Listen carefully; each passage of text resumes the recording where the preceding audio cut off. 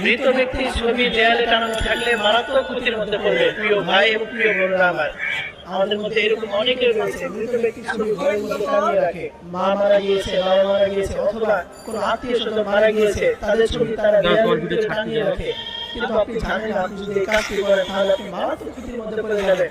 আবার অনেকে এমন রয়েছে যে নায়ক নায়িকা ছবি ঘরের ভিতরে টানিয়ে রাখে, সে তাকে আইডল মনে করে। কোনো নায়ক কিংবা নায়িকা অথবা কোনো গায়ক গায়িকা তাদের ছবি ঘরের ভিতরে টানিয়ে রাখে। এই কাজটি যদি আপনি করেন তাহলে আপনি মারাত্মক ক্ষতির মধ্যে পড়ে যাবেন। আবার অনেকে রয়েছে যখন গর্ভে বাচ্চা আসে তখন তারা ঘরের ভিতরে কিউট কিউট ছোট ছোট বাচ্চার ছবি ঘরের ভিতরে টানিয়ে রাখে এবং ধারণা করা হয় যে গর্ভধারিণী মা এগুলো দেখবে।